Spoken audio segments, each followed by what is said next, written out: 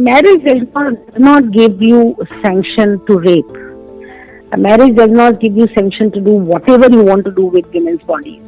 It's absolutely, and she has right over her body, she has reproductive rights. This is what we are objecting to, that marriage does not really allow you to do whatever you want to do with women's body. There has to be her own consent to the whole whatever intercourse or sexual act that you are performing together.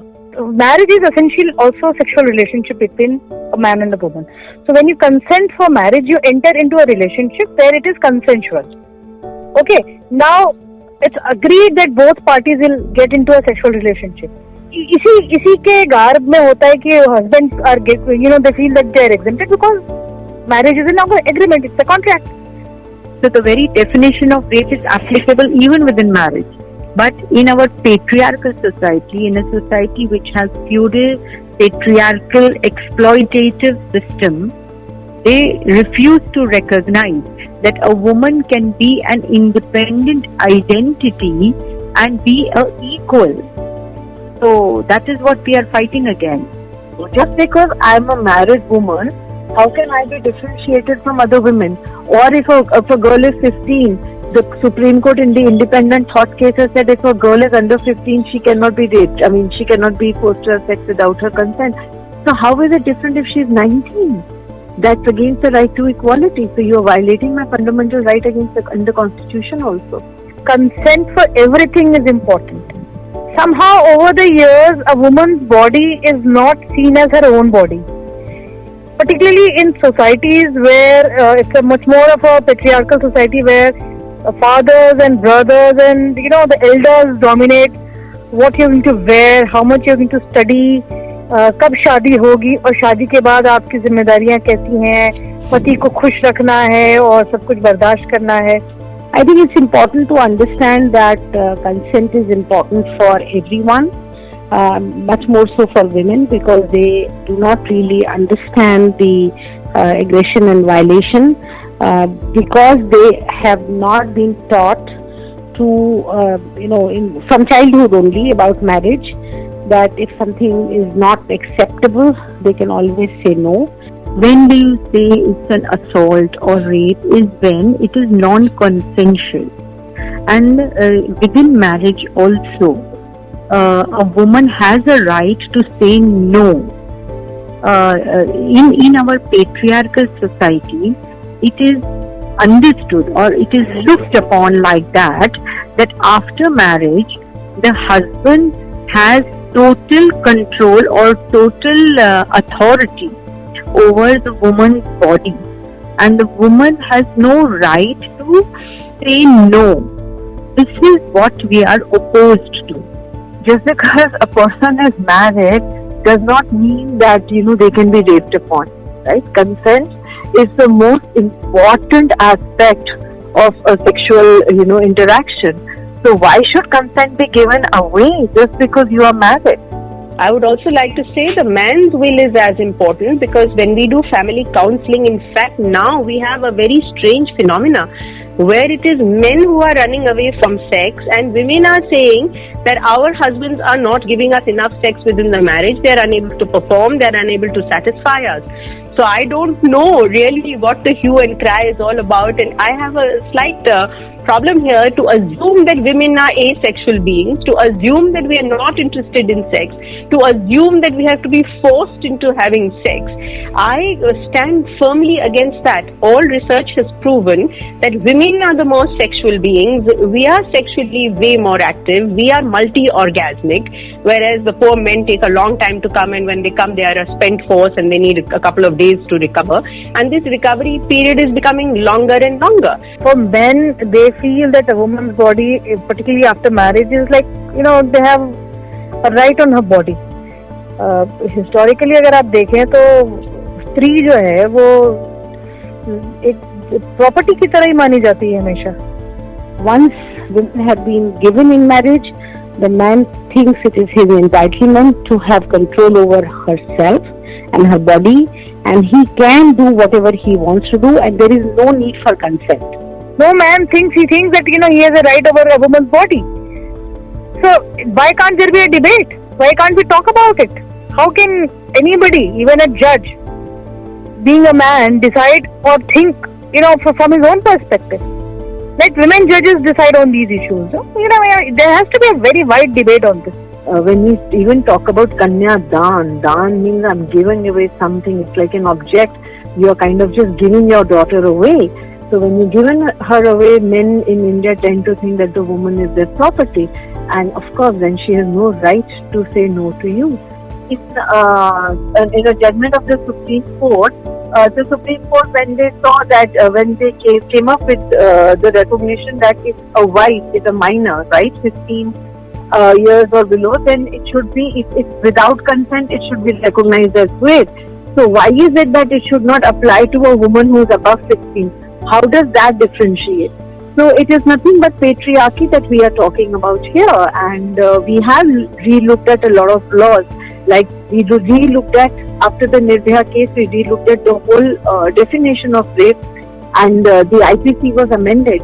So similarly, this must be amended, and I think most countries today, Singapore had this exception till 2020, they did away with it. South Africa has done away with it.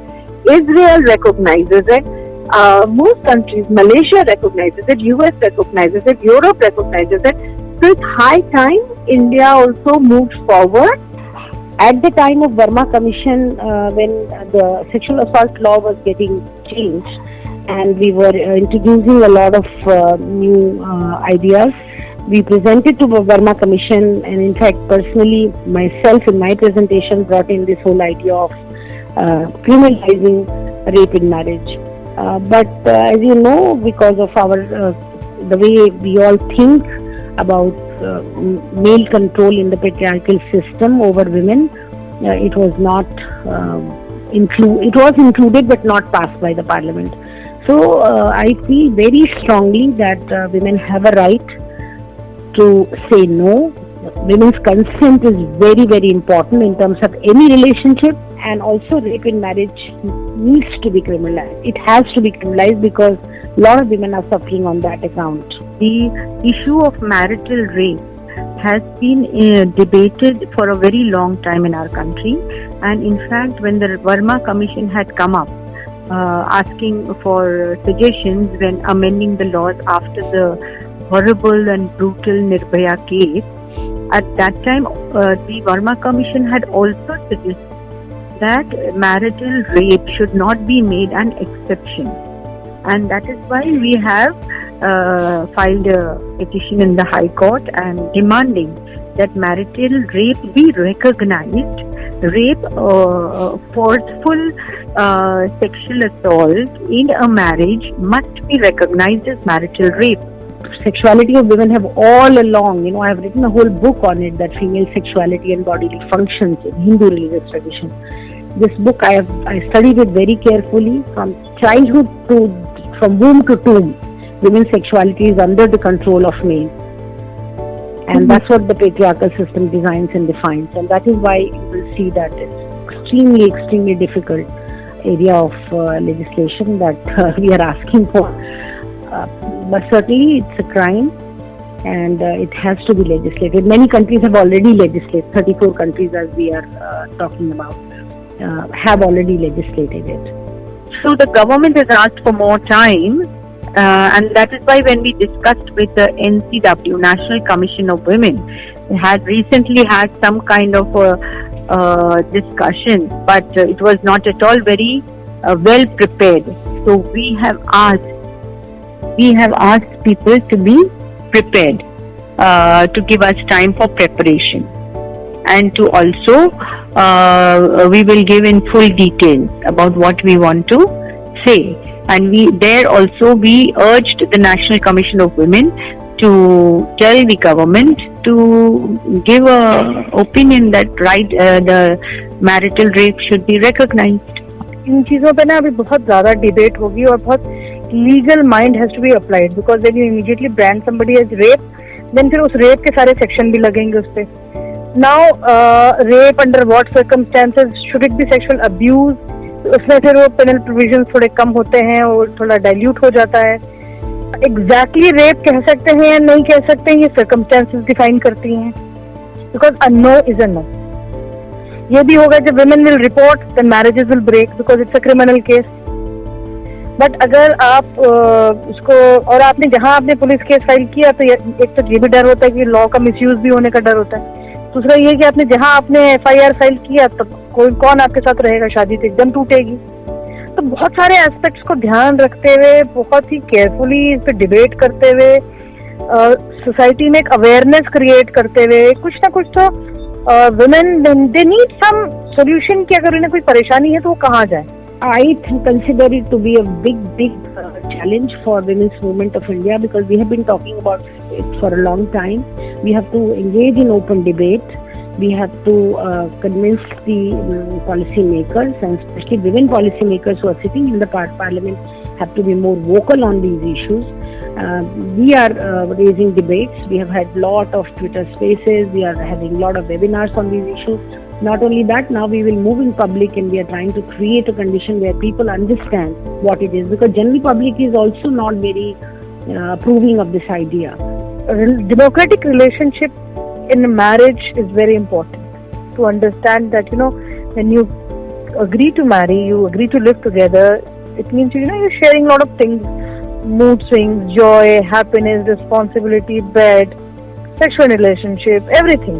But then sometimes people don't want to get into certain things. So you have to respect that. If respect is missing, and wherever this respect for women as an individual is missing, the problem comes. And we know it's a patriarchal society, so the women need more protection. I am not saying that men don't need protection. Men also are victims of this marriage market that we have in India.